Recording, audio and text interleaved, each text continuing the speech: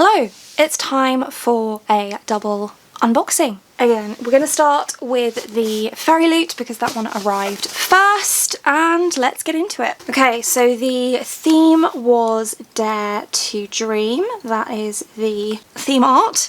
And the first thing we have here is a pair of socks. These are ankle socks. I do always really enjoy the fairyloot socks, although I don't tend to wear ankle socks quite as much as, you know, the long ones, whatever they're called. They have an eye on the top and they say true story on the bottom, and they are inspired by the Daughter of Smoke and Bone trilogy, which I have in fact read. We then have a violet made of thorns bowl cozy or coaster, or it's called a cozy. I've never heard it called that before, but basically you put your bowl or your plate or your whatever on there so that you can hold it without burning your hand. And I actually use these all the time because I have just always used them.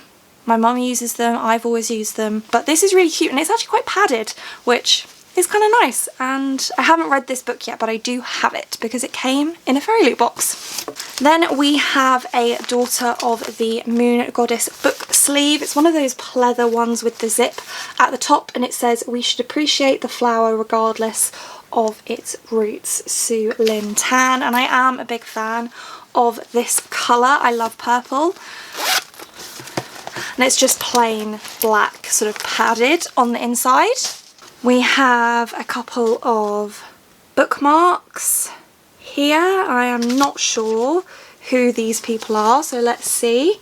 Okay, so they are Morpheus and Nike, or Nike, whichever one you prefer.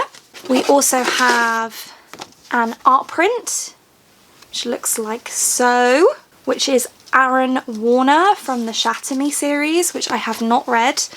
And we also then have our tarot cards, which are Akiva and Karoo from the Daughter of Smoke and Bone trilogy, which again, I have in fact read. So those are very nice. I particularly like this one. I love the colours.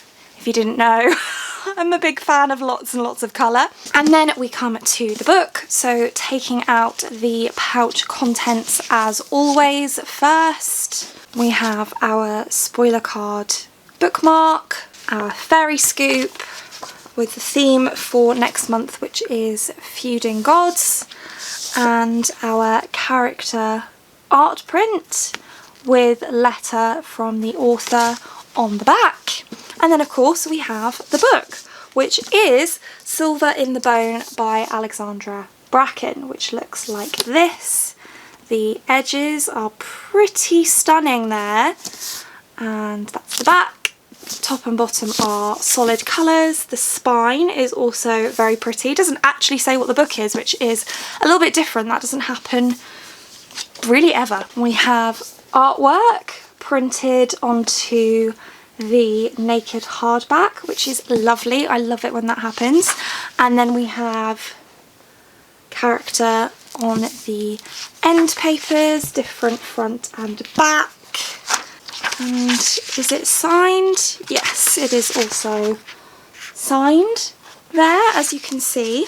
And let me also read you the synopsis as usual. So it says, Tasmin Lark is a hollower breaking into the ancient crypts of dark sorceresses in search of the treasures inside. Now rumours are swirling about a powerful ring from Arthurian legend, a ring that could free her brother, Cable, from a curse, but they aren't the only ones who covet it.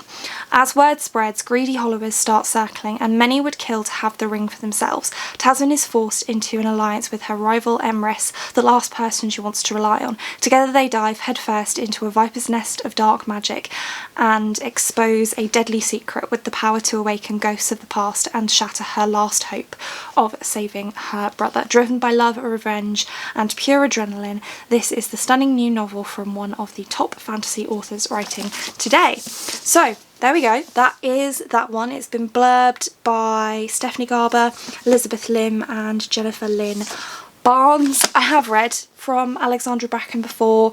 I read Law, which was in a fairyloot box last year, I think. I'm pretty sure it was last year.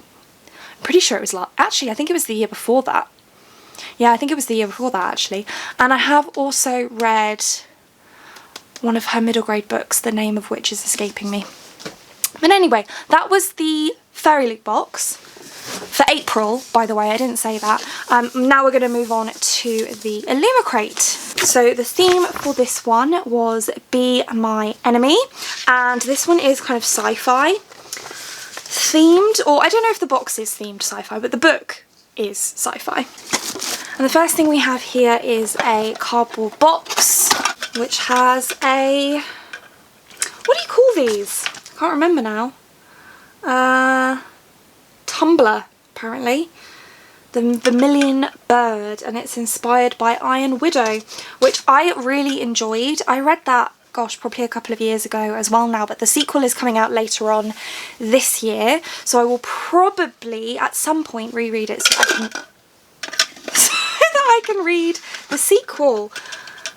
Okay, and next we have a rather large pin banner, which is inspired by the Farseer, or the Realm of the Elderlings series by Robin Hobb, which you may know I have been reading with Joanna from Joanna Sosa, and this is really, really pretty, and I like that it's so big. You can kind of see in comparison to the size of my head how big this is, because I always run out of space on pin banners, so this one should keep me going for quite a while. Okay, and then we have a sword replica. This is Damaris from the Throne of Glass series. This has got some really lovely weight to it actually. It's really difficult to show these. There you go. You can see that a bit better now. It's got lots of glitter on it. I have to admit, I'm not the biggest fan of sword replicas because I'm always a bit like, I don't really know what to do with them, but this one is really pretty, so that's good. It is leaving glitter absolutely everywhere though. So that's less than ideal. Then we have a paper craft kit, which is inspired by the Poppy War. That's what it looks like on the back. I have never done one of these papercraft kits. It's not really my thing, so I will probably keep hold of that and pass it on as a gift at some point. And then we come to the book, which is Some Desperate Glory by Emily Tesh. This is what the front looks like. I don't know if you can tell, but it's really kind of matte metallic. This is the spine, the back, and then we have some very lovely stenciled edges. I love that galaxy Milky Way type print. We have a signed book plate for this one. We have some foil embossing on the naked hardback there, and we do also have some artwork on the end papers, which is different front and back. And as usual, I will also read you the synopsis. While we live, the enemy shall fear us. We are what's left. We are what must survive. All her life, Keir has trained for the day she can avenge the destruction of planet Earth. Raised on Gaia Station alongside the scraps of humanity, she is one of the best warriors of her generation, the sword of a dead planet. Then Command assigns her brother to certain death and relegates her to the nursery to bear sons. And she knows she must take humanity's revenge into her own hands. Alongside her brother's brilliant but seditious friend and a lonely captive alien, Keir must escape from everything she's ever known. If she succeeds, she will find a universe far more complicated than she was taught, and far more wondrous than she could ever have imagined. Some Desperate Glory is a thrillingly told science fiction tale about the wreckage of war, the family you find, and who you must become when every choice is stripped from you. This standalone space opera is the highly anticipated debut novel from astounding award winner and Crawford Award finalist Emily Tesh, who has written some novellas, which is why she's won awards. I was confused then. I was like, how can it be a debut novel, but she's also already won awards? She won them for novellas. So that's this book. I confess that I have not really heard of this book other than it being in this box, and I haven't really heard anything about this book, but it sounds fun and a little bit different, and it's standalone, which is always nice, because I have way too many series already first books on my shelves, so it's good to have a nice standalone that I can read and be done. I do want to let you know that I am going to be keeping an eye on what books are coming out in boxes over the following months. So I used to not spoil myself for the books, but my TBR collection is really quite large now, so I am spoiling myself for the books, and I'm going to be skipping boxes which have books in that I am not interested in. So for example, in May I'm not going to be getting the adult fairyloot book in May, but I am getting the other two, the two YA, or the fairyloot YA in the main box from illumicrate, as well as their Afterlight book, because I'm interested in all three of those books. But I'm going to be keeping an eye on skipping things as and when, so just so you know, in case you're wondering where future unboxings are.